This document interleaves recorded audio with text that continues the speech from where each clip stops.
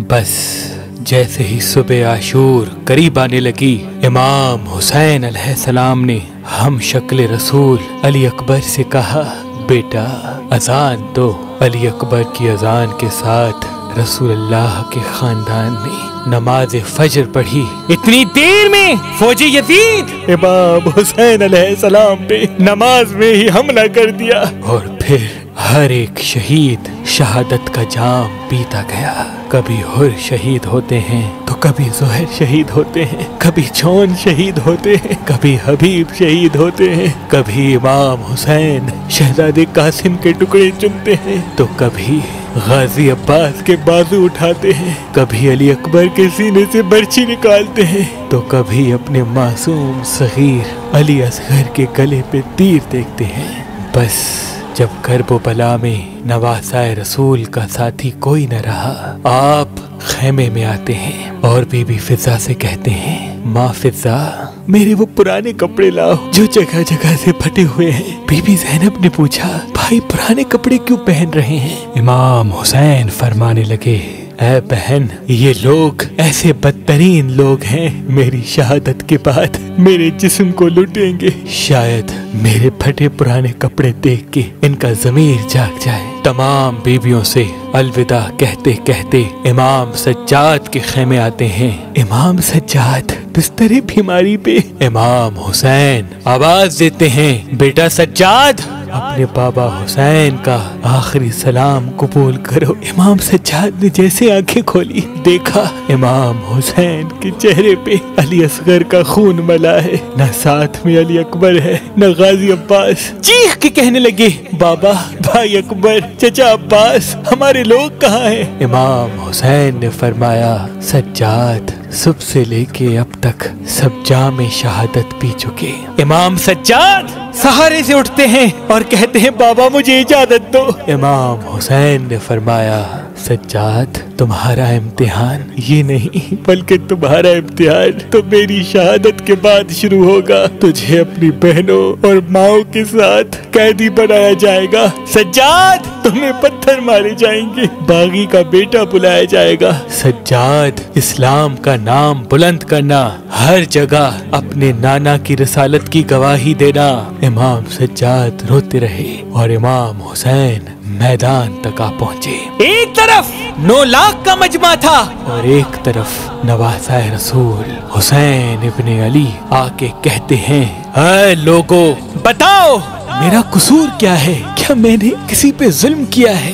क्या मैंने किसी का हक गसब किया है? क्या मैंने हलाल को हराम और हराम को हलाल किया है? किस जुर्म की वजह से मुझसे लड़ने आए हो? तमाम लोग हम आवाज होके कहते हैं, हम तुझे इसलिए मारना चाहते हैं क्योंकि तू अली का बेटा है। इमाम हुसैन फरमाते हैं, ऐ लोगो, आज जिस इस्लाम का परचम तुम्हारे हाथों में है, ये परचम मेरे बाबा अली ने ऊंचा किया है। ना भूलना, खैबर और खंदक, बद्र और ओहद में अगर अली ना होते तो मुसलमानों की फतह नामुमकिन थी। ऐ लोगो बताओ, अल्लाह के रसूल ने फरमाया था कि जो इस अली का दुश्मन वो मुझ मोहम्मद का दुश्मन, और जो मेरा दुश्मन वो अल्लाह का दुश्मन। जो इस अली का दोस्त वो मुझ मोहम्मद का दोस्त, और जो मेरा दोस्त वो अल्लाह का दोस्त। जहाँ हक होगा वहाँ अली होगा, और जहाँ अली होगा वहीं हक होगा।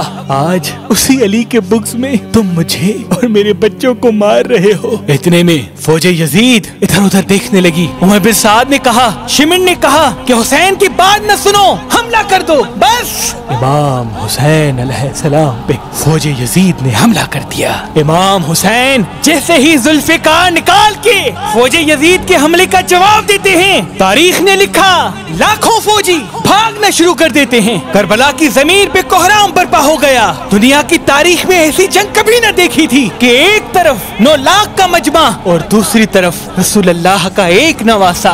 फौजी अशकिया जाके दारुल अमाना तक पहुंच गए और इमाम हुसैन फरमाते हैं, आओ एक भूखे की जंग देखो, एक प्यासे की जंग देखो, रसूल के इस नवासे की जंग देखो जिसका जवान भाई मारा गया, जिसके जवान बेटे के सीने में बर्छी को मारा गया, जिसने अपने हाथों से अपने 6 माह के बच्चे की कब्र बनाई। इमाम हुसैन जमीन करबला में शेर की तरह हमला कर रहे हैं। इतने में आवाज गैब आती है, ऐ हुसैन तेरा रब तुझसे राजी हुआ। इमाम हुसैन ने इस सदा को सुन के जुल्फिकार को थाम लिया। उमर बिन साद ने कहा, शिमर ये अली का बेटा है, इसको शहीद करना नामुमकिन है, जाओ खेमों को आग लगाओ। बस फौज ने बीबियों के खेमों को आग लगा दी। इमाम हुसैन कभी खेमों की तरफ बढ़ते हैं, कभी फौज की तरफ आते हैं। उमर बिन साद ने कहा, इस 9 लाख की फौज को 4 हिस्सों में तकसीम कर दो और चारों तरफ दूर होके हुसैन की तरफ तीर नेज़े भाले फेंको। तारीख ने लिखा, फौज यजीद ने दूर से तीर चलाना शुरू कर दिए। कहीं से तीर आते हैं, कहीं से कोई भाला फेंकता है, कहीं से कोई बर्छी मारता है। जिसके पास मारने के लिए कुछ न था वो करबला की गर्म जमीन से पत्थर उठा के इमाम हुसैन की तरफ फेंकता है। इमाम हुसैन का जिस्म जख्मों से भर गया। तारीख ने लिखा, इमाम हुसैन के जिस्म में इतने तीर लगे कि इमाम हुसैन का जिस्म नजर तक नहीं आ रहा। बस नवासा रसूल घोड़े की जीन से जमीन पे आते हैं। फौजी यजीद खुशी से झूमने लगी,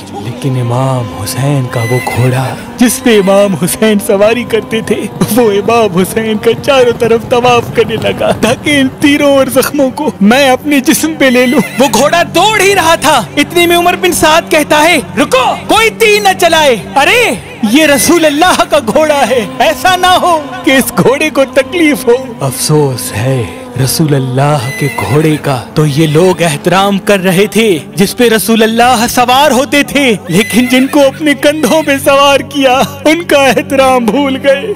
बस इमाम हुसैन सर सजदे में रख के अल्लाह का जिक्र कर रहे हैं। इतने में जालिम आते हैं और इमाम हुसैन अलैहिस्सलाम के सर को कलम करते हैं। इमाम हुसैन के सर का कटना था, फौजी यजीद झूमना शुरू हो गई। तारीख ने लिखा, जैसे ही इमाम हुसैन का सर कटा, लोगों ने सादात को लूटना शुरू कर दिया। कोई खेमों के अंदर आ गया और बीबियों के सरों से चादरों को लूट लिया, रसूल अल्लाह के घर के सामान को लूट लिया। तो कुछ लोग इमाम हुसैन के पाक जिस्म की तौहीन करने लगे। एक जालिम करीब आया, इमाम हुसैन के हाथ में एक अंगूठी थी, उसको उतारने की कोशिश की, ना उतरी। उस जालिम ने इमाम हुसैन की उंगली काट ली और फिर इमाम हुसैन के जिस्म मुबारक को करबला की गर्म जमीन पे इधर से उधर रस्सियों में बांध के घुमाते रहे। उमर बिन साद ने कहा, अब हुसैन की लाश का वो हश्र करते हैं कि रहती दुनिया तक कोई भी यजीद के खिलाफ आवाज न उठाए। हुसैन और उसके साथियों के जिस्म से सरों को काट के अलग कर दो और सबके जिस्म सामने रखो, घोड़ों को तैयार करो, इनकी लाश को पामाल कर देंगे। जमीन करबला गवाह है। कहीं से कोई कबीला आके कहता है कि अली अकबर की माँ उम्मे लैला हमारे कबीले की है, हम अली अकबर पे घोड़े नहीं दौड़ाएंगे। कहीं से कोई कहता है अब्बास की माँ हमारे कबीले की है, कहीं से कोई कहता है कासिम की माँ हमारे कबीले की है, कहीं से हुर की लाश को कोई उठा लेता है, कहीं से हबीब की लाश को कोई उठा लेता है। बस करबला की गर्म जमीन पे सिर्फ फातिमा ज़हरा का बेटा पड़ा रहा। किसी जालिम ने ये न कहा कि ये हमारे रसूल का नवासा है। बस घोड़ों को तैयार किया गया और इमाम हुसैन की लाश को पामाल किया गया। तारीख गवाह है, मशरिक के घोड़े मगरिब की तरफ दौड़ते हैं, मगरिब के घोड़े मशरिक की तरफ दौड़ते हैं। इमाम हुसैन की लाश को इतना पामाल किया कि इमाम हुसैन का सीना इमाम हुसैन की पुश्त से जा मिला, इमाम हुसैन के जिस्म के टुकड़े हो गए। फौजे यजीद इमाम हुसैन की लाश पामाल कर रही है और वहाँ शिमर और उमर बिन साद खुश हो रहे हैं। इतने में अंधेरा छा गया और यूं गरीबों की शाम बिछ गई। बेपर्दा बीबियां जमीन करबला पे बैठ के शहीदों का मातम कर रही हैं। इमाम सज्जाद ने देखा कि जमीन रो रही है, आसमान तड़प रहा है, कहीं कयामत ना आ जाए। अपने सर को सजदे में रखा और पूरी रात अल्लाह की नेमतों का शुक्र करते रहे। बस शाम गरीबा का ढलना था। 11 मुहर्रम का सूरज तुलू हुआ। शिमिर रसूल अल्लाह की बेटियों को कैद करता है और कैदी बना के कूफा और शाम की तरफ चला जाता है। इमाम हुसैन और उनके साथियों की लाश जमीन करबला में बेगौर कफन पड़ी रही। इमाम सज्जाद खून के आंसू रोते रहे। तारीख ने लिखा 3 दिन रसूल अल्लाह का नवासा बेगौर कफन जमीन करबला में बिखरा हुआ था।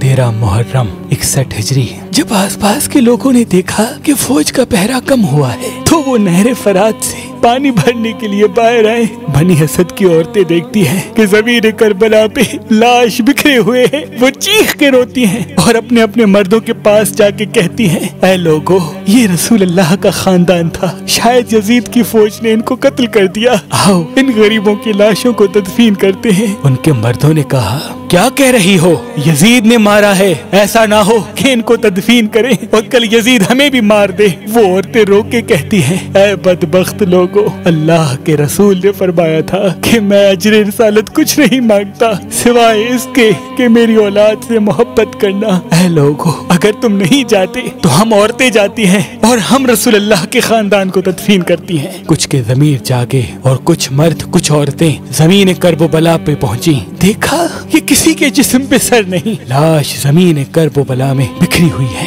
उन्होंने सोचा कि सबकी पहचान करना नामुमकिन है। ऐसा करते हैं, एक बड़ा खड्डा खोदते हैं और तमाम शहीदों को उस खड्डे में तदफीन कर देते हैं। और यूं वो खड्डा खोद ही रहे थे कि इतनी देर में मोजज़े से एक नूरानी चेहरे वाला कमर झुकी हुई आ पहुंचा। लोगों ने सोचा शायद कोई सिपाही है। वो कहने लगा, ऐ लोगो न डरो, मैं इसी गरीब का बेटा सज्जाद हूँ। और फिर इमाम सज्जाद अलैहिस्सलाम रसूल अल्लाह की अबा को उन लोगों के हाथों में थमाते हैं और ज़मीर करबला से इमाम हुसैन का जिस्म चुनना शुरू करते हैं। कहीं से इमाम हुसैन की उंगलियां मिलती है, कहीं से इमाम हुसैन के कंधों का गोश्त मिलता है, कहीं से इमाम हुसैन की पसलियां मिलती है।